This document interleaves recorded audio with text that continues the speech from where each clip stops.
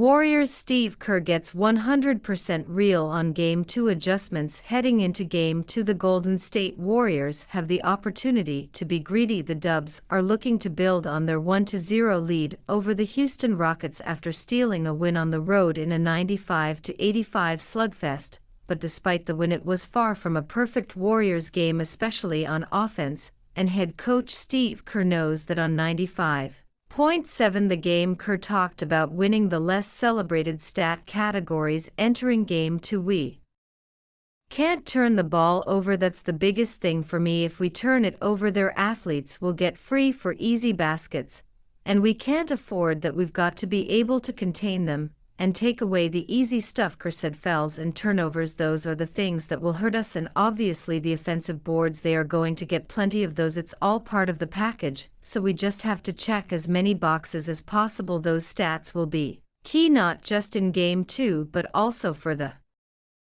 rest of the series. The Rockets dominated the Dubs 22-6 on the offensive boards for 22 second chance points. Offensive rebounds got Houston back in it after falling behind by 23, so it will be interesting to see how Kerr and company counter Ime Udoka, Steven Adams, Alpern line up. In the same interview, Kerr fielded questions about the Rockets' potential adjustments.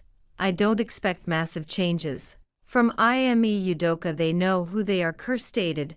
We know they're going to be physical, they're going to defend, and they're going to rebound. I don't think too much will change from that philosophy.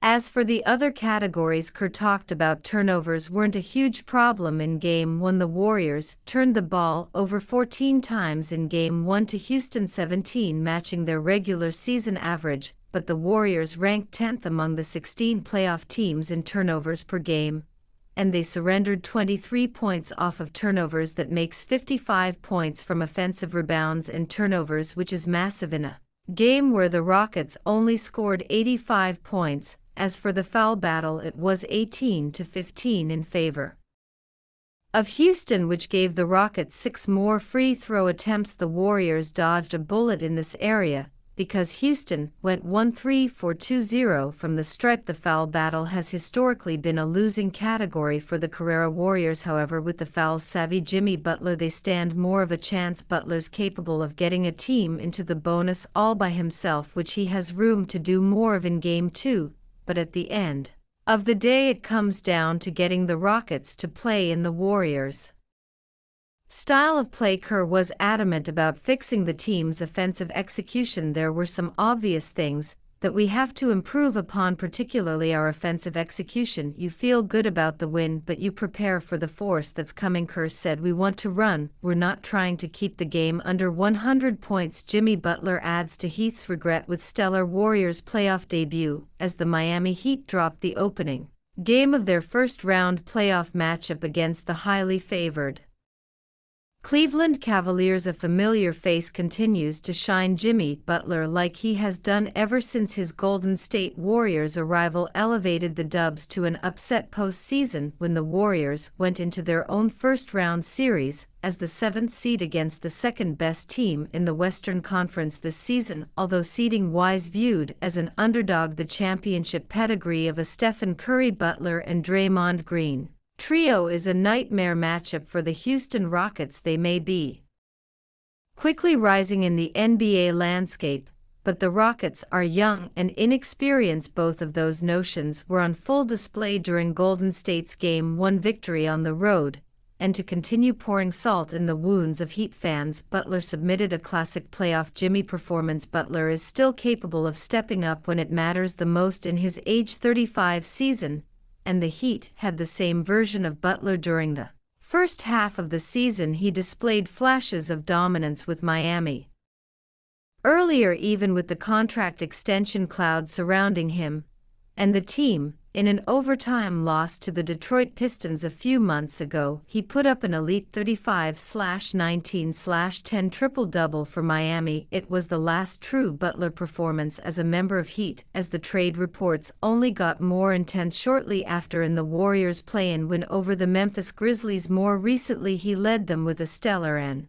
efficient 38-point masterclass, willing his new squad into the NBA playoff picture. He added 7 rebounds, 6 assists, and 3 steals on 60% shooting in the victory regardless of the off-court antics that Butler displayed during the end of his Heat tenure. He is still a playoff riser who assuredly moves the needle on a championship team, and it is no coincidence to see Golden State's 2024-25 campaign with an entirely different trajectory as soon as he came aboard instead of his postseason superstardom, complementing the growth of All-Star Tyler Herro and Bam Adebayo. Butler will have a legit shot at building Curry's legacy with another title. A potential championship would be Curry's 5th ring, and Butler's long overdue first. The likes of playoff Jimmy was able to carry multiple underperforming Heat rosters as each a 5th and 8th seed all the way to the NBA Finals. Miami's core during the Butler era was always just one piece away. Now he has that piece,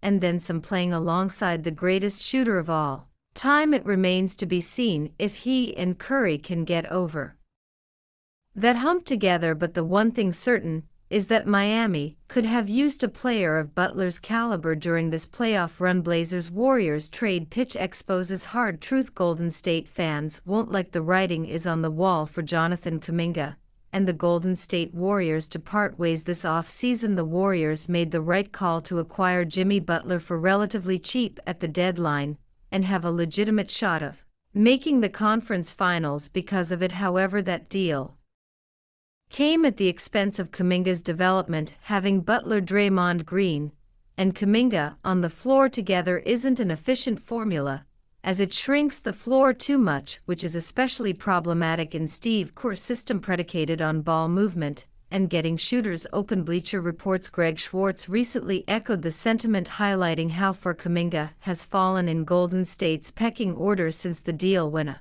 team's 22-year-old third leading scorer is registering a DNP coach's decision in the biggest games of the season. It might be a sign that a change is coming. Kuminga and the Warriors already failed to agree on a contract extension last fall with the number 7 overall pick of the 2021 draft now headed into restricted free agency. Both parties should be working on a resolution where he gets paid somewhere else and Golden State receives some talent back in return, wrote Schwartz. Schwartz proposes a solution where Kuminga along with Moses Moody wind up in Portland to help bolster their young core. It comes at the expense of one of the Blazers' best players and someone they should consider trading, Anthony Simons. Kuminga has flaws, as does any 22-year-old player still figuring out his place in the league, but overall he had a productive 2024-25 season, averaging 15.3 points, 4.6 rebounds, and 2.2 assists on 45/31/67 shooting splits. His poor shooting would be a concerning fit for a Blazers team